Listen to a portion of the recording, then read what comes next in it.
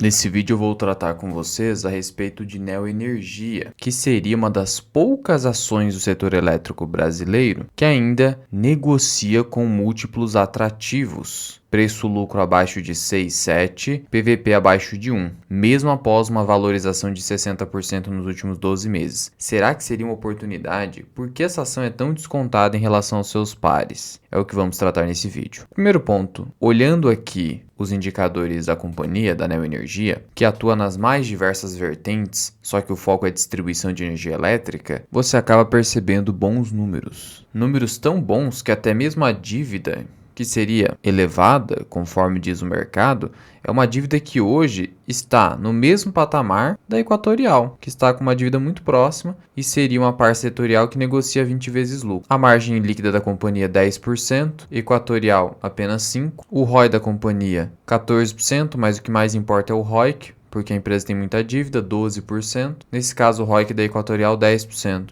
Sendo assim, você começa a perceber que na comparação entre Neoenergia e Equatorial, claramente a Neoenergia está mais barata e com números até melhores em alguns aspectos. Mas por que dessa discrepância? Muito bem, vamos entender antes qual é a atividade da Neoenergia, como ela atua. É uma empresa que fez IPO em 2019, então não faz tanto tempo assim. Isso também já gera uma pequena desconfiança do mercado, mas já passou algum tempo, não é o que determina o valuation mais atrativo hoje. É uma empresa que atua com foco na concessão, distribuição de energia elétrica, detém maior número de unidades consumidoras no seu portfólio, ela também tem ativos de transmissão e até mesmo geração. Hoje a companhia vem aumentando os seus investimentos em ativos de transmissão, até isso acabou determinando um maior endividamento, mas ainda assim esse endividamento está, como a gente viu, no mesmo patamar de suas pares setoriais. No portfólio da Neoenergia, que acaba sendo uma holding, ela detém todas essas empresas. A Coserm, Electro, Brasília, Pernambuco, Coelba,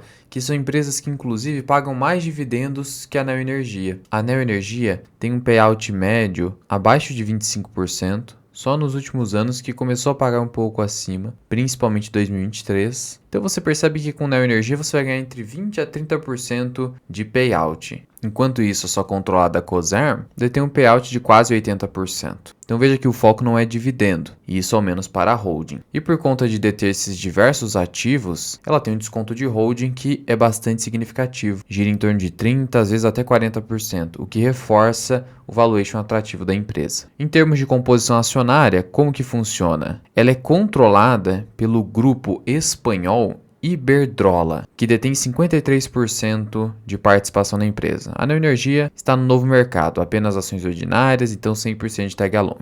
30% é Previ, que é a Caixa de Previdência dos Funcionários do Banco do Brasil. Na prática, é o governo. Então tem participação governamental aqui e apenas 16% de free float. Pelo menos 15% é o que a gente busca, então tudo bem aqui. Mas essa participação do governo também já gera um certo risco político e é uma participação relevante, não é como na Vale que o governo detém menos de 10%. Então esse risco político por si só já poderia justificar a empresa negociar abaixo do valor de patrimônio líquido, porque costumeiramente aqui no Brasil nós vislumbramos que empresas que têm alguma participação do Estado mais relevante, elas costumam, não são todas, negociar abaixo do valor patrimonial da ação. Mas não é apenas isso que está acontecendo com a Neoenergia, porque outras empresas que possuem participação estatal já tiveram a sua cotação ajustada. Por exemplo, o Banco do Brasil, que alcançou algo muito próximo do valor patrimonial, Petrobras, que já passou, e teríamos alguns outros exemplos. Portanto, existe algo a mais. E esse algo a mais não é o rating da companhia, que melhorou muito ao longo do tempo. O último rating manteve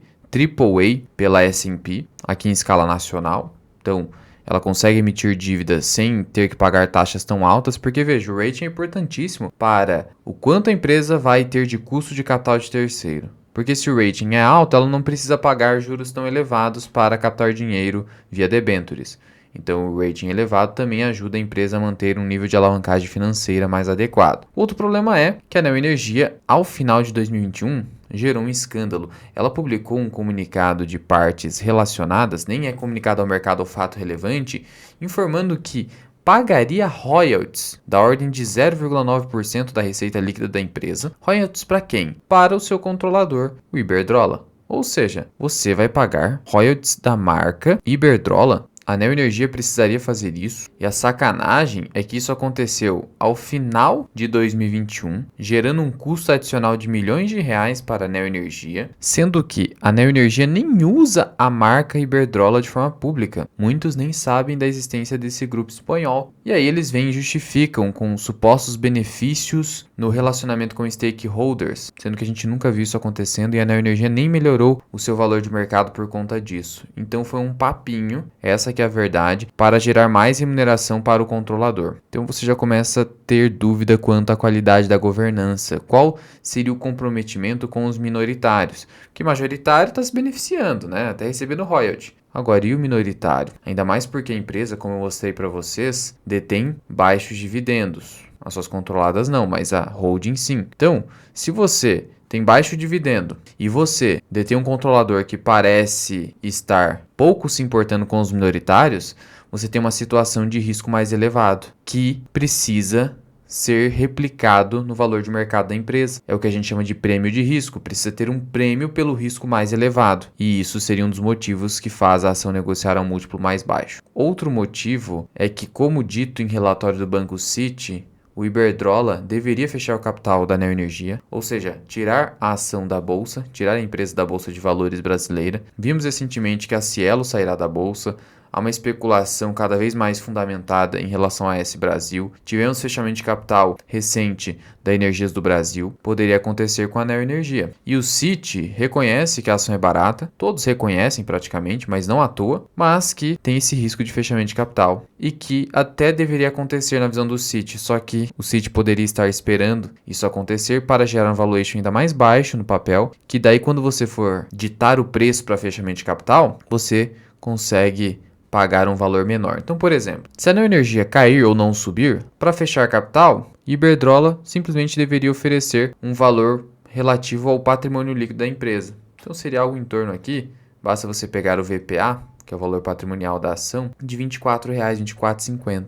Agora, se a ação sobe e fica acima do valor patrimonial, aí vai ter que ter um prêmio, vai precisar pagar algum prêmio, mesmo com a ação negociando acima do VPA. Então fica mais caro você realizar um fechamento de capital, uma oferta pública de aquisição onde você vai ter que pagar um prêmio maior. Então sim, assim, não há provas nesse sentido, mas é bastante provável que esta seja a intenção do grupo controlador, que já se mostrou não comprometido com os minoritários, com essa ideia aí de royalties, algo bastante duvidoso. Em termos de resultados, quando a gente olha para a Neo Energia, é uma empresa redonda, consistente em resultados. Olha o tamanho da receita líquida, é uma empresa gigante. Receita líquida da ordem de mais de 40 bilhões, 40,8 bi em 2022, 42,3 bi em 2023. Geração de caixa robusta, 11, 12 bilhões. Lucro líquido, muito bom também, quase 5 bi. Número de clientes aumentando. Não é uma empresa que está crescendo uma taxa muito acelerada. Endividamento, nós vimos que está dentro do esperado. É uma dívida alta, mas justificada. Veja que dívida líquida sobre EBITDA no quarto TRI ficou em 3,17 vezes. Taesa 3,7 vezes. Então a dívida da Energia está num patamar não tão preocupante. E quanto mais ela vai entrando nesse mercado de transmissão, que hoje ela tem feito, menos risco ela vai ter em relação à dívida, porque a desalavancagem nessas empresas transmissoras é uma desalavancagem mais tranquila, porque tem uma previsibilidade maior de fluxo de caixa, advinda da própria dinâmica da receita anual permitida, dos contratos de concessão longos. Quando a gente olha para a composição da dívida da empresa, isso aqui é muito importante para a gente ver se a tendência é de o custo da dívida cair ou subir, sendo que esse custo foi de quase 12%, é um custo relativamente elevado, porque a gente vê o custo em Copel de 8%, aí a gente tem que olhar aqui para a composição, e você tem metade CDI, 51%, 45% IPCA. Está bem diversificada aqui em termos de indexadores.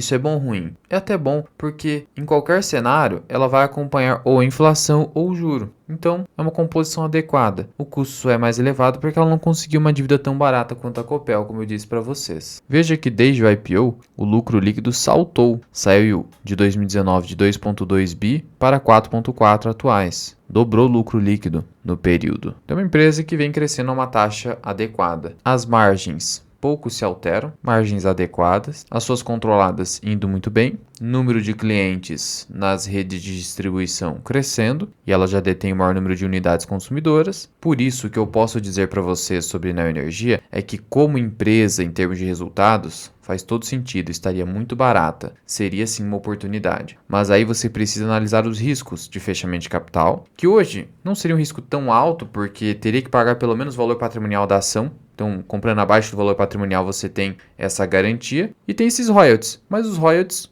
precisamos reconhecer que esse risco já está no preço, porque é um dinheiro que já está saindo da empresa e indo para o controlador. Então não há mais o que se esperar de queda de resultado ou impacto na receita por conta disso. Então, poderia sim ser uma oportunidade. Eu prefiro aguardar para ver se tem mais alguma correção, mas é tudo uma análise de risco-retorno. Eu já tenho várias elétricas, caso você queira inserir alguma, não está achando nenhuma, pode ser uma opção. Só esteja ciente desses riscos para que você não invista no escuro. Qualquer dúvida, deixe aqui nos comentários. Muito obrigado por ter ficado comigo até aqui. Eu sou o Luan, esse que é o canal Mirai Investing. Até o próximo vídeo. Fui!